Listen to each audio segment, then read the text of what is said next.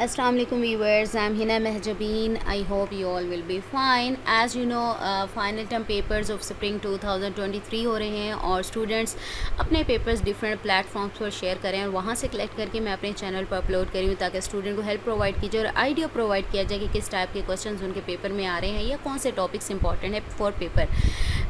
Okay जी, जब भी मैं आपके लेक्चर स्टार्ट करवाती हूँ तो उससे पहले गाइडलाइंस भी बताती हूँ, बट टुडेज़ गाइडलाइन स्टार्ट करने से पहले अगर आप मेरे चैनल पर न्यू हैं देन प्लीज़ मेरे चैनल को सब्सक्राइब कर दें एंड बेल आइकन को क्लिक करना मत भूलिएगा ताकि upcoming lectures, different assignments, quizzes and papers के नोटिफिकेशंस आप तक पहुंच जाएं। लाइक भी कीजिएगा, शेयर भी कीजिएगा।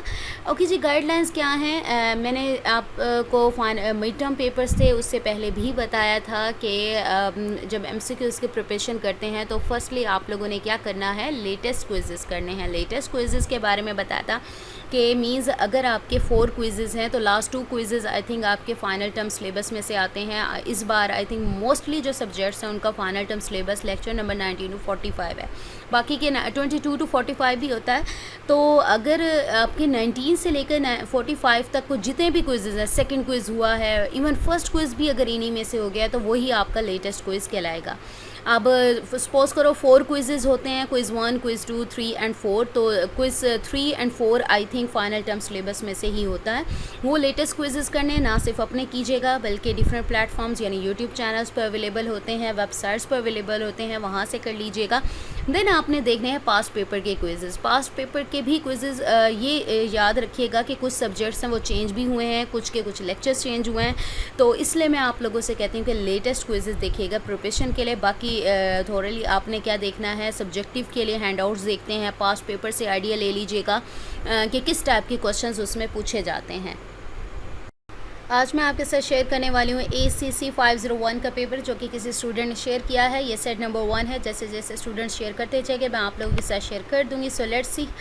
MCQs are conceptual. लास्ट वाले चैप्टर से पेपर आया था ज़्यादा। Okay, 3 MCQs weighted average cost of capital से रिलेटेड थे। वेटेड एवरेज वाला कॉन्सेप्ट है और कैपिटल वाला 1 MCQs प्रॉफिटेबिलिटी इंडेक्स का फॉर्मूला यूज़ करके करना था, यानी उसका फॉर्मूला अच्छे तरीके से कीजिएगा। अगर उसकी एग्जांपल्स भी गिवन है वो भी अच्छे तरीके से कीजिएगा। VACC से रिलेटेड 2 क्वेश्चन थे, 1 शॉर्ट में था और 1 लॉन्ग में था, यानी ये वाला जो है ठीक है टॉपिक मोस्ट इंपॉर्टेंट है, यानी लॉन्ग में भी आया हुआ था और शॉर्ट में भी आया हुआ था। Inventory period, payable period, inventory turnover find करनी थी, वैल्यूज़ गिवन थी, तो ये इनके फार्मूलाज इनको फाइंड करना आना चाहिए। What is net working capital क्या होता है, करंट एसेट्स और एसेट्स लिक्विडिटी के बारे में बताना था।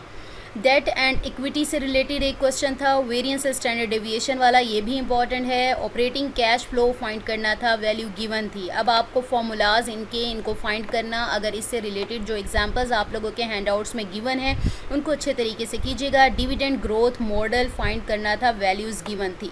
सो ये पेपर था, स्टूडेंट ने शेयर किया है। सो मुझे अपनी दुआ में याद रखिएगा, अपना ख्याल रखिएगा। टेक केयर, अल्लाह हाफिज़।